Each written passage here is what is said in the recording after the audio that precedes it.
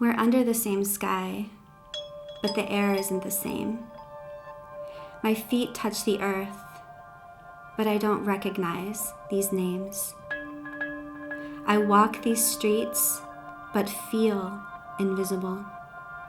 A push for recognition, a fight for perception, a new consideration, the opposite of segregation. The work of the immigrant women that they came to Sweden are invisible in a work history. They were some of the city makers, but they were not considered in the history. And when you don't consider people that they have worked in this, so it means that part of the history is white.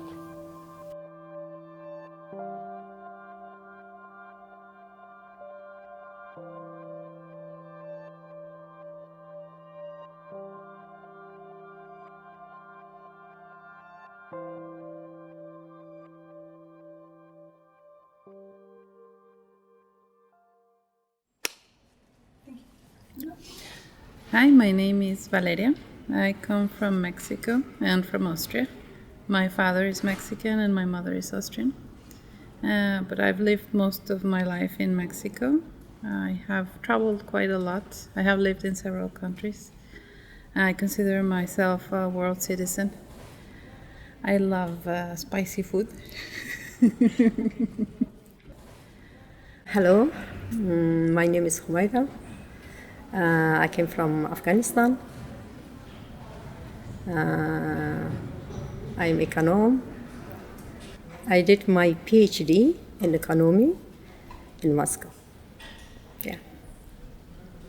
Jag heter Marion och jag kommer från Kenya, Nairobi. Jag flyttade till Sverige drygt 7 år sedan. Kärleksinvandrare säger man på svenska. Jag heter Meris Fakanaki. Jag kommer från Grekland och jag jobbar som handläggare på Försäkringskassan. I'm Fazia Ottesen. I come from Singapore. Jag heter Lan. Jag kommer från Vietnam. Just nu jag studerar på Malmöhögskolan. Och vi är vänner redan, eller hur? Ja, jag heter Gardana. Jag kommer från Serbien. I mitt hemland jobbade jag som advokat och som domare. I'm an astrophysicist. I would love to continue working in that line. That's like my passion in my whole life. Since I was very small, I remember looking at the stars. I actually wanted to be an astronaut. But I thought that maybe the closest thing to that was being an astronomer, so that's why I studied this.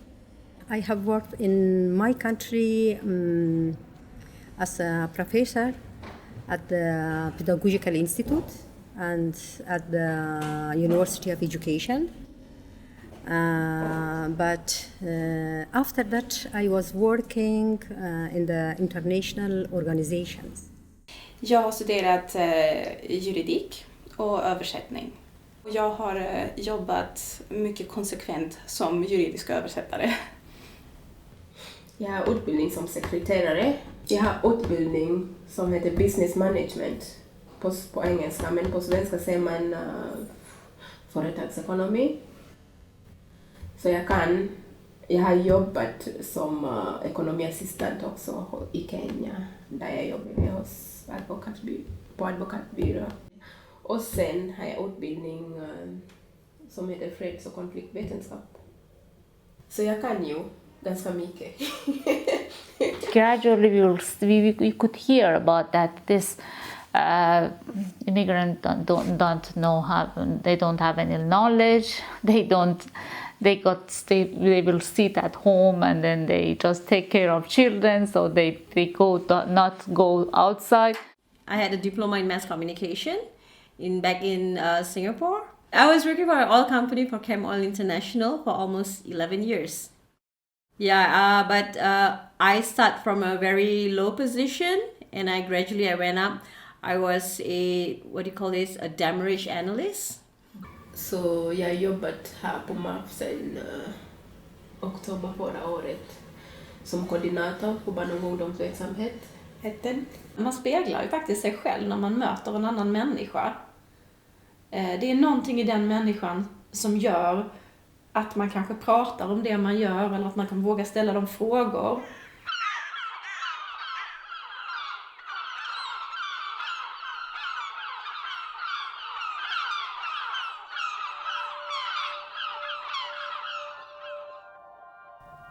I'm humbled. I'm down on my knees. The hardest part, will you trust me? The hardest part, will you give me a chance? The hardest part, will you see?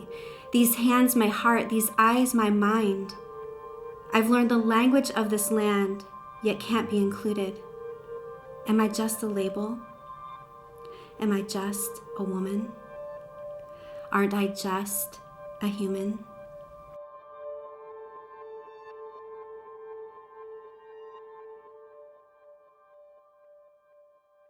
Jag kom till Sverige för att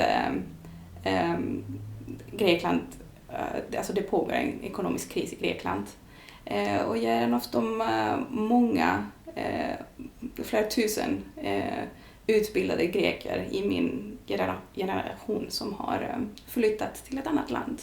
Ja, så jag träffade en svensk man som jobbade i Kenya, Östafrika.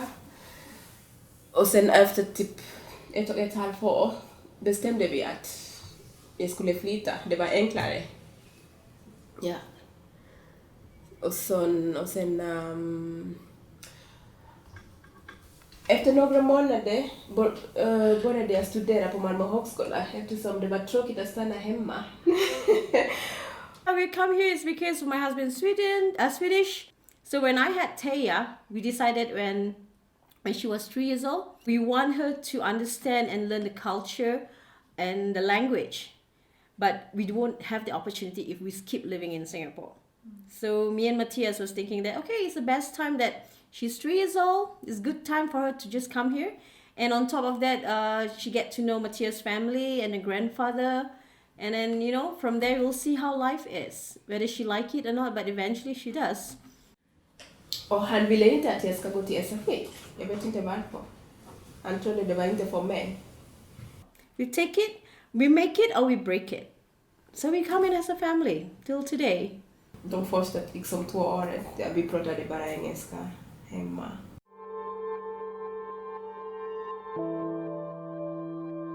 I think that everything is on your shoulder as an individual person. You should learn Swedish, you should make your network, and you should integrate with the system if you wanted to go through these things. But it's not easy for everybody. We have many systems that they gave you that doesn't give you some opportunity if you don't know the code, if you don't know the way of communication. So it means that I met many women that they didn't know this kind of code, and then they didn't have this opportunity, and then also to be part of the society here because of the language, because of the education, because of the nationality, because of many things, made them more marginalized of the society. We cannot just put everything on the shoulder of the individual person and ask them, you can do everything, because it's not true. And another thing is that integration is a two-way road. So we have to find how we can involve people and how we can discover people. And this prejudice that, okay, everybody comes, doesn't have knowledge, they don't know language, they are uneducated, they are coming from war, they are violent. So then it means that if somebody comes, they come with all of the categories that you are going to use for them and then just to decide about them. So I think this kind of threat exists in the society, and it's very difficult to handle it. Yeah. Respect, equality, diversity, inclusion. I want connection, community. I want a revolution. Mothers, servers, doctors, teachers, nurses, artists, poets, leaders. I'm no longer a foreigner in a foreign land. I'm not just an ethnicity. I want to give a hand. Economically, socially, culturally, doesn't it all come down to humanity?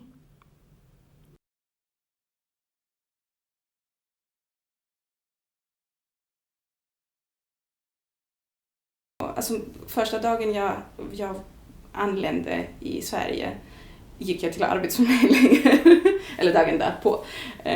Och jag frågade hur kan ni hjälpa mig?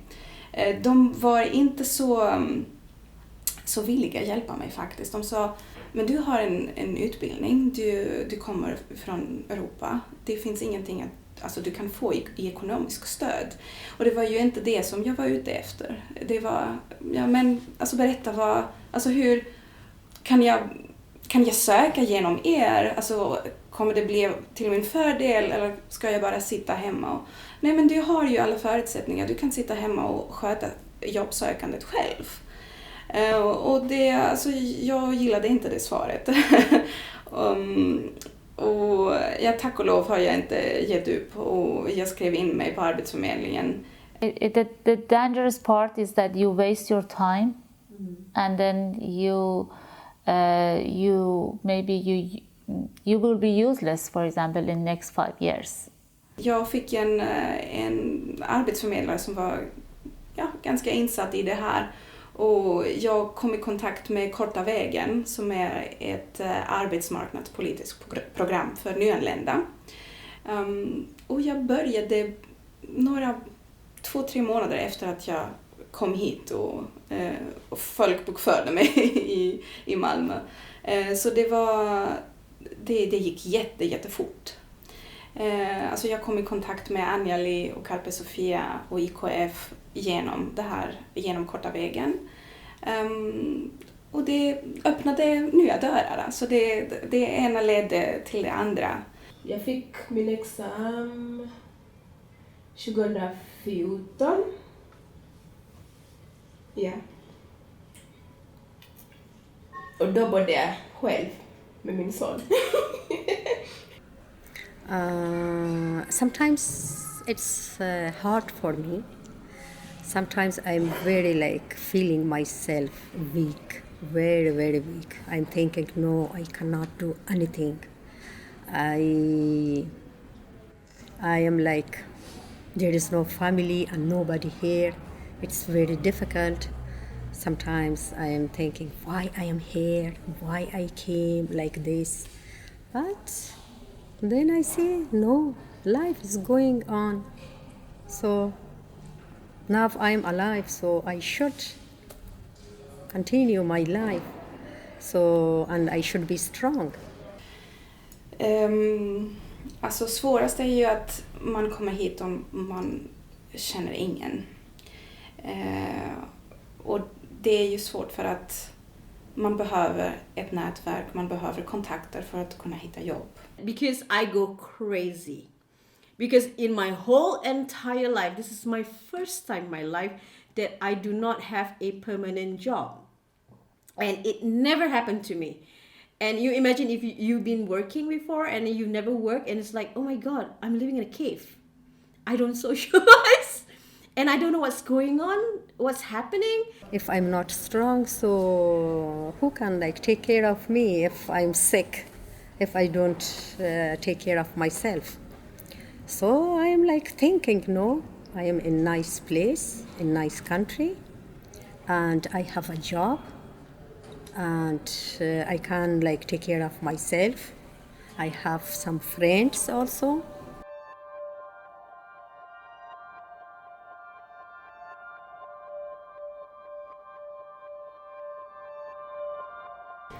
Yeah, during Mujahideen time, we women were working.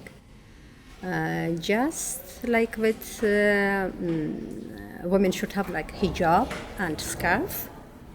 Maybe I can show you this scarf I have. So just in Mujahideen time was short. Women have scarf. Yeah.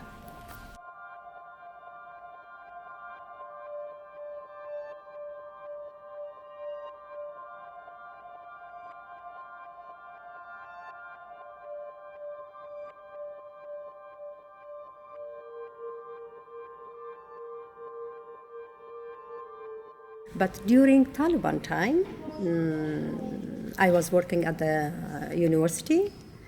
But when Taliban came, so I was just at home. We were all women. So we were not allowed to go like to school, to university, to study, to work. So they've got a PhD economy professor at home. Yes. Yes, it was not just me, but there was all women who were working before. And during Taliban time, they were all at home. So what did you do? And yeah, I think I was lucky person. After 1 year, I found a job with Care International. They were working with widows. They gave monthly ration to this woman, and they helped women, and they need women to work for this woman. So I found a job. I was working during Taliban time after 1 year in this international organization, Care International, for I think for 19 years. So we were working with 10,000 widows in Kabul city. But we were working in Burqa. Yeah, like all closed. My first career is computer systems engineering. I studied that in Mexico. And after that, I noticed that what I really wanted to do in life was be an astronomer. So I did a master's and a PhD in astrophysics. Grekland har ju de senaste 7 åren, eller 8 åren nu, en ganska påtaglig ekonomisk kris. Men det har funnits sedan tidigare, så det har gått neråt sedan 25 år tillbaka.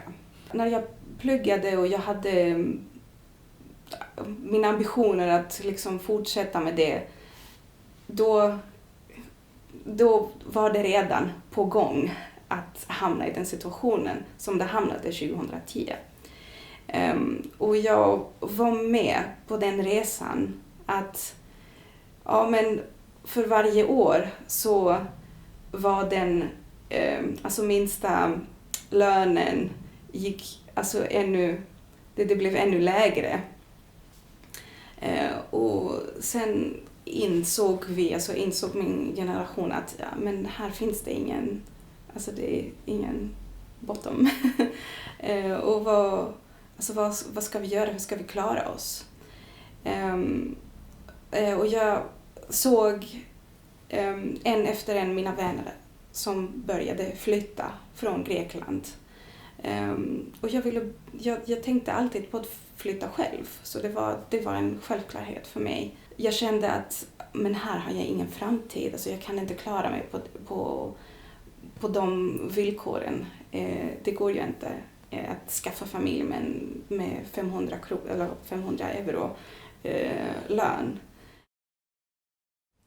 Jag pratar mycket om ekonomin, men det är ju allt detta att vi hade ganska stora ambitioner i början och att vi insåg att det kommer ju aldrig bli verklighet.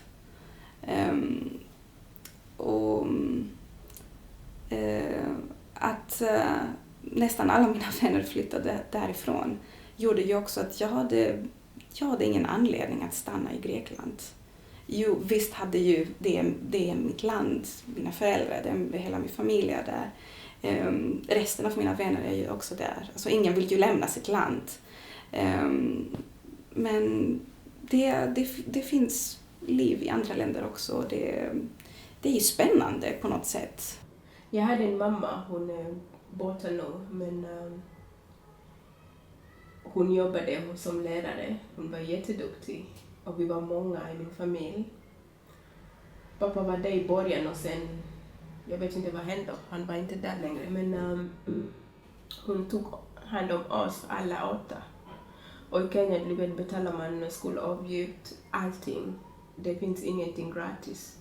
Ingen gratis sjukhus eller försäkring eller någonting sånt. Man måste ha pengar för att klara sig. Så hon klarade sig. Vi gick alla 8 till skola. Inte bara grundskola, men upp till universitet. Så hon var liksom Iron Lady. Ja. Så jag lärde mig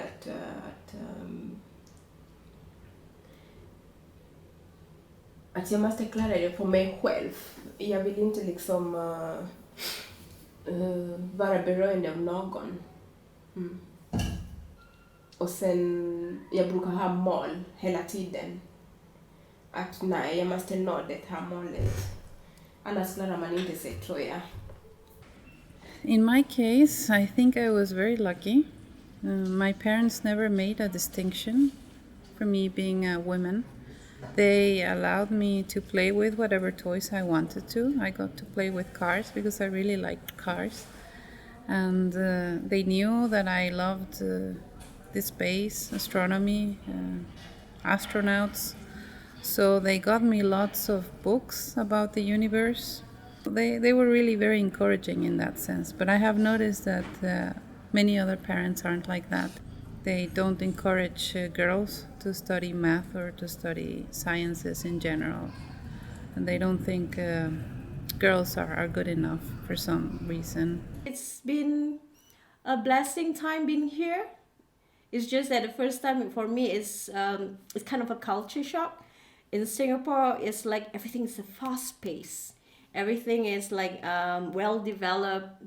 You come from a city, you know, and it's everything is like they're here, there. You don't really literally cook so much at home, because when you come back from work, you come back, it's already like 8-9 o'clock. You have no time to cook, so you always have helper, and I always have helper at home, and it's I know. Communication, integration, a common foundation. I'm a mother, daughter, neighbor, a part of this nation. Like you, I have bills to pay. Like you, I have dreams to pursue. I will grow old in this country, but before I do, I want to go farther with you.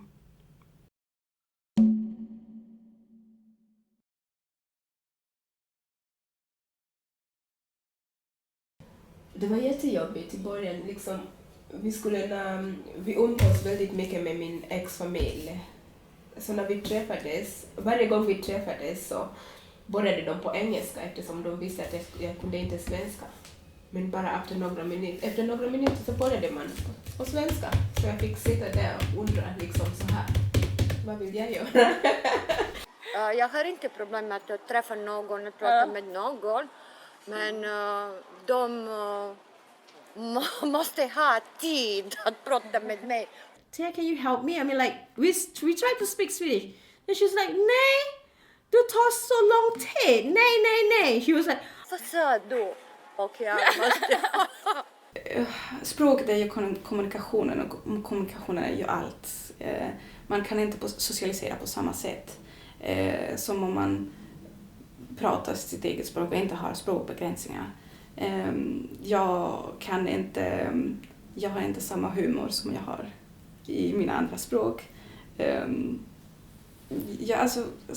Humor är ju en jättestor grej. Jag kan inte de kulturella referenserna som skapar humor och skoj och skämt. Så det kändes liksom, man är inte liksom en del av grupp eller samhälle. Det hände alltid när jag var med mina svenska kompisar. Allt detta är ganska jobbigt och man tappar en liten del av sig själv om man inte kan göra allt kommunikationsmässigt eller språkmässigt. Så det är en bit som finns någonstans där som jag inte kan utnyttja. En liten box där som är jätteviktigt. Jag är inte samma människa på svenska som jag är på mitt eget språk. We met many women that they came with a lot of knowledge, but they had to first go and learn language, and then in the process of learning language they forgot any connection and any knowledge that they had. So then they had to come again and reread again and to re-educate again many things. So then it means that after 2 years, after 20 years, then you will, if you are very successful, you can be as a person to come back to the point that you have been 20 years ago in your country. So then it doesn't mean that that you have been useful for the society. Ibland är jag trött, jag vill prata på engelska, men då nej, det blir svenska. Nej, det känns inte bra. Alltså jag känner mig begränsad i det. Jag vet hur det låter. Alltså jag är medveten i att jag låter alltså främmande. Men det blev bättre och bättre. När man lär sig språket så blir det bara bättre och bättre. Så nu har jag inga problem. Prata med händerna mot, prata med allt som du kan, kroppsspråk. I am sitting every day and just watching news in TV. Maybe just I understand 30%, but I like it. And then I just read. I'm so grateful that Taya went to Doggies, and she just pick up Swedish like 3-4 months, and she goes like, and she come back with this word. I was like, oh my god, I am so embarrassed. She come with all this word. I was like, okay, where's my Google Translate? What did you say just now, Taya? Vad är det? Vad heter du? Vad är det? Och det är någon grönsak. And I have a husband who speaks Skånska. Oh my god. Oh my god. I go to SFE Island to Stockholm kind of Swedish. And then I try to speak to Matthias and he goes like, what? I was like, excuse me. And I don't even understand what come out from your mouth. And he was like, yeah, we're in Skåne. Do you speak Skånska? I was like, I don't speak that way. I don't learn from that way. Skånskarna. Då var det nu 20 för väster och torsdag. Aj, vad säger de? I was like, you know what, Matthias? We just speak English at home.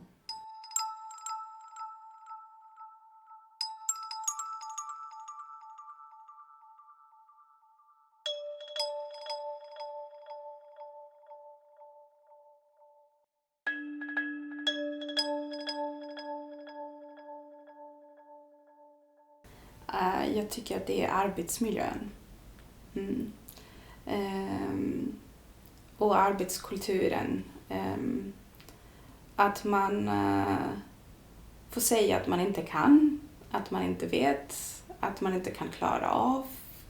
Allt detta kände jag inte till. Och jag hade inte ens förväntat mig att man kan säga det i en arbetsplats utan att bli sparkad. Ja. För jag kommer från en väldigt tuff arbetskultur där man måste vara ihärdig. Det går inte att bara ge upp och säga nej, nu orkar jag inte. Då säger arbetsgivaren, men det finns folk som väntar, som står i kö och väntar för att få ditt jobb. Om du inte kan orka jobba 16 timmar om dagen. Och det känns tryggt faktiskt. Att man blir behandlad lite mer som människa. I was not like too much shocked, but just I'm thinking like now the Russian people, they are too much social, but Swedish people, they are very, very quiet and calm. It's very hard to make relations with people. It's very hard to make friends. At the same time, they are very, very kind, but they are quite calm people. So just this one, yeah. They are kind of like a bit distant because I find that in Sweden, they are comfortable with their own group of friends. it's just like, yeah, this is it. This is my zone. You cannot come in, you know? Unless they're drunk. I've noticed that drunk Swedish people, like in rock festivals, they do talk a lot, but they have to be really drunk. You know, once they trust you, you're in cloud nine. Seriously. But I've heard a lot that once you make a Swedish friend, they're forever. When I came to Sweden, first I was living in small city.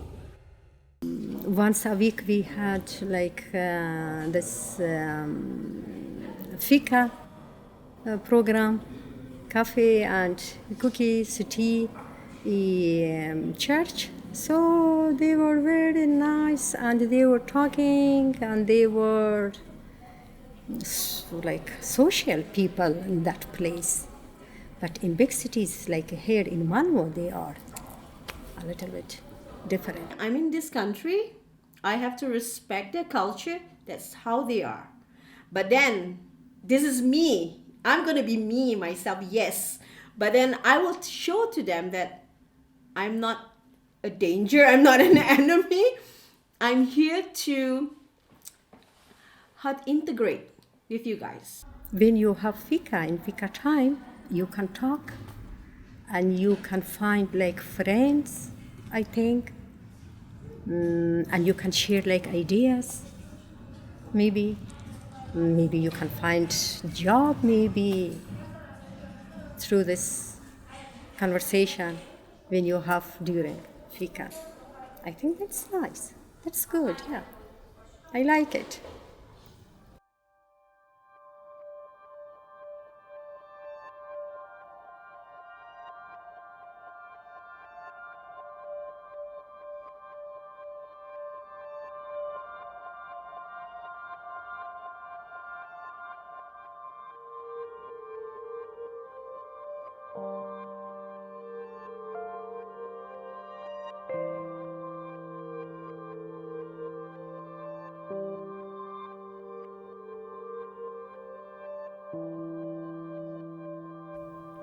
We know where we're going: solidarity, unity, and empowered femininity. So what will my story be? Will it be limiting or liberating? Will someone remember that I existed if these old norms aren't challenged and tested? I'm no longer standing alone or trying to make my skin thicker. Can we write a new set of rules and give the world a new way to live?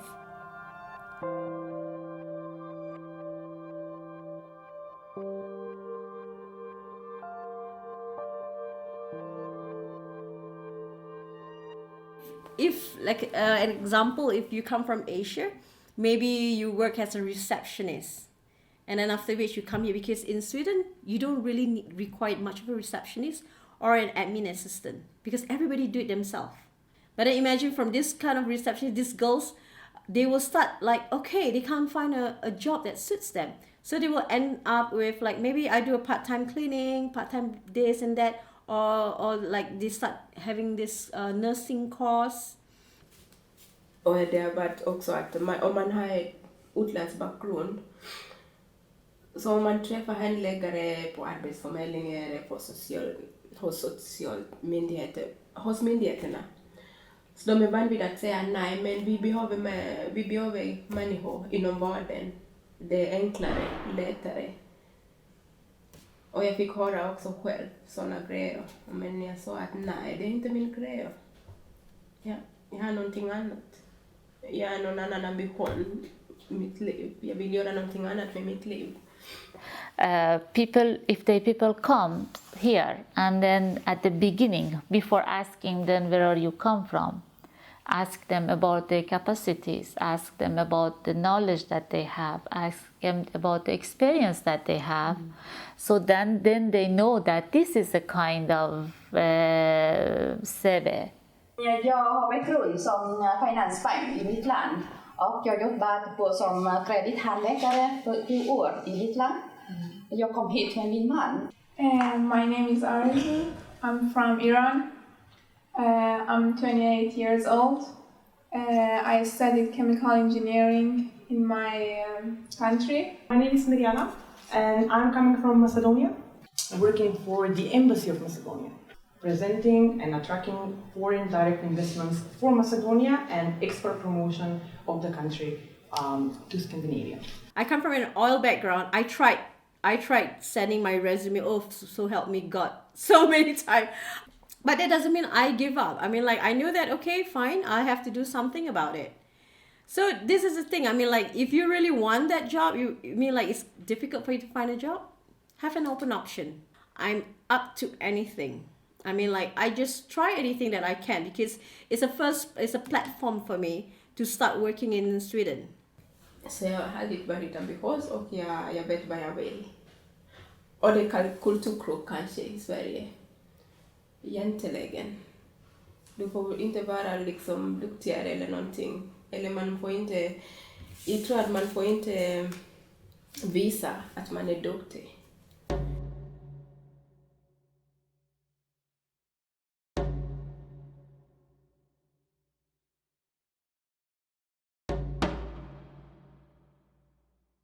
De vill att nej, du ska göra så och så, men nej, men jag vill inte. Jag vad jag vill. Du får lyssna till mig. så det har varit sådana grejer som kanske man inte är så van vid här i Sverige, tycker jag. Man jobbar med kvinnor då som kommer till Sverige och ska hitta ett jobb och liksom försöka komma ut i arbetslivet. Då kan man ju ha en massa planer för dem och så, men det är ju jätteviktigt att lyssna till deras historier. Vad tycker de fungerar? This opportunity to see that what are they going to do, what is their talent, what is it is in their mind, what do they like to do, not what do I like you do. It's two different things, and I think this part is more difficult part. Well, what's the loss for society when you don't? It means that you have a lot of talent people, but you don't use them because you don't see them. Yeah. And when you don't see them, it means that you make them categorize in some different part, and then you don't look at them. But you don't think that they are they can be a part of this active society. Yeah. I don't want to stay. I'm not a housewife. No, no, no. Och jag väntar.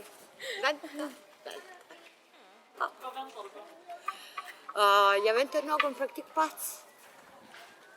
På någon myndighet. Always I'm saying, thanks God, I have a job. Yeah, that's good. Alltså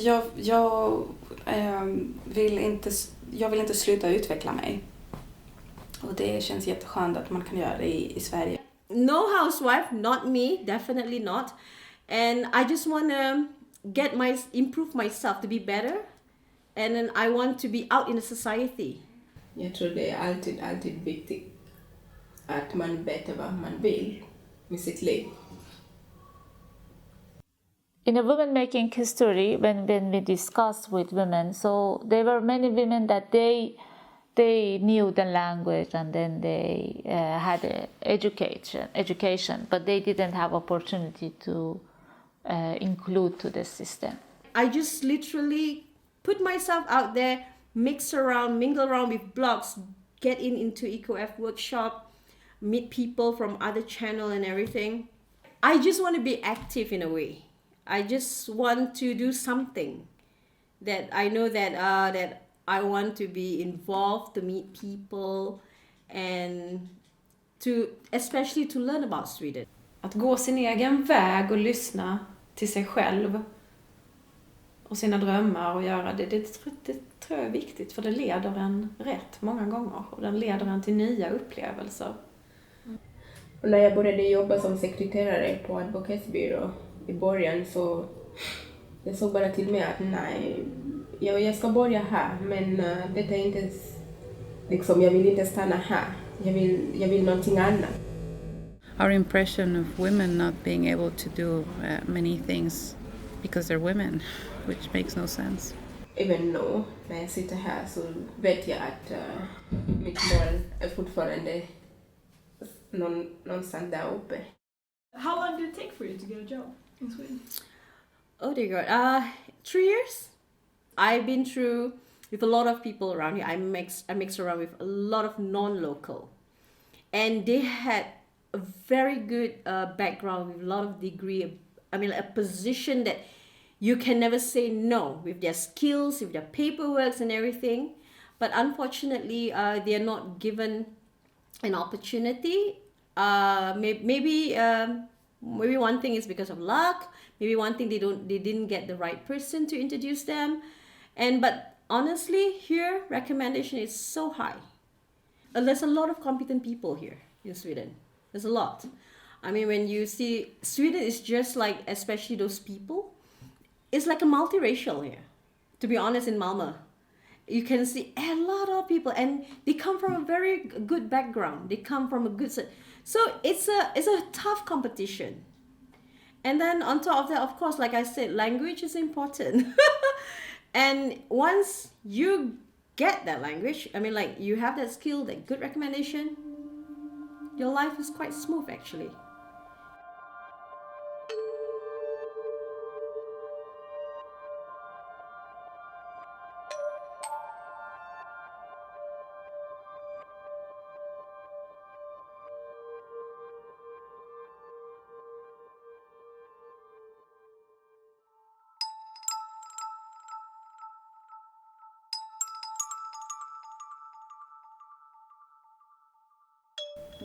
Dröm, ja. Jag har inte så många drömmar. Jag har ambitioner mest. Eller målsättningar. Jag hade en dröm att jag skulle kunna klara mig. att hitta ett jobb och vara självständig och kunna ha råd med saker och ting. Kunna leva, ha en framtid. Och inte bli utnyttjad i arbetsplatsen, för det var mest det som var ganska deppigt nu i Grekland, att man får ju arbeta men man får inte betalt, eller det är jättedåliga arbetsförhållanden. Och att kunna ha ett normalt arbete med att kunna försörja mig och kunna planera framtiden helt enkelt. Det var en dröm. Nu säger jag att det ska inte vara en dröm. Alltså det ska vara en självklarhet. Att det är vår rättighet som människor att kunna klara oss. Men då var det en dröm. Ja. I would love to work in something that I really like. I think that would give me a lot of happiness. Find a job that I actually love doing. A job where I want to go every day and that I feel that they're paying me to do something I like. That would be great. That would be awesome. Dream.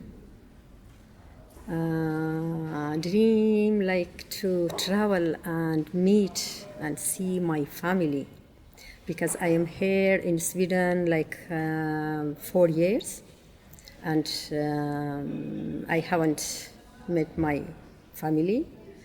And I can say my sisters and my brothers, they are living all over the world, not in Afghanistan. And it's like long time. I haven't seen them. Like for 10 years, my sisters, my brothers, they are living in Australia, living in USA and Moscow. So, and my 2 brothers living in Kabul, and I love like to see and to go and see them. That's like my first dream. Yeah, to meet them and see them, because I miss them too much. I miss them, yeah, my family too much. Att ha drömmar tror jag är jätteviktigt, för det gör en att man orkar eller hoppas eller vill eller har någonstans att sätta någon riktning på var man ska. Sen är det väl inte dit man ska som det är det viktiga, utan det är ju det här att det är ju liksom resan dit, eller det är att ta sig dit, det lilla steget eller det stora steget. Men alltså drömmar är jätteviktiga. Hur tycker du att livet är nu då? Ja, bra. Inte utmärkt, men bra. Now that I got a job, I feel my feet is on the ground. Because during those times when you don't have a job, you feel like you're like going up in the air, like you're just like fly with the wind. I mean, like you just move around. You don't know where you're heading. I would also like to share the knowledge I have gotten from astronomy with people as well. I really enjoy sharing that with kids, with adults, with students, and everyone in general. It excites them, especially little kids, so that is very, how do you say, rewarding as well. But this is the motivation, yeah. I should work and help people and give my experience to them also, yeah. I have studied a lot. I have worked. I should work. I should help people. Yeah. Because I'm human and should help others also about what I know. Yeah. Keep your eyes on the stars and your feet on the ground. You know that song, Q, Sarah, Sarah? Whatever will be, will be.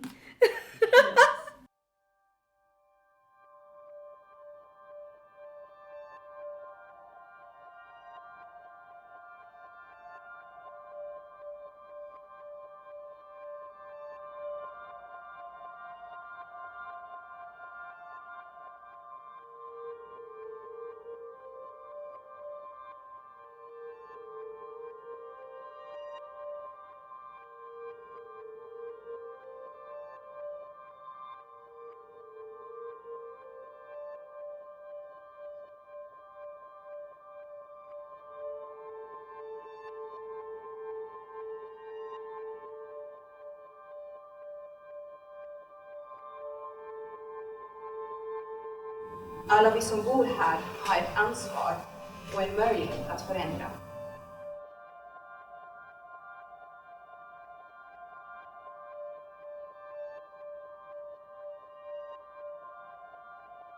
I am a woman in this country. I have a gift to give. I am a woman in this country. I have a gift to give. The hardest part, will you see me? The hardest part, will you sit with me and dream?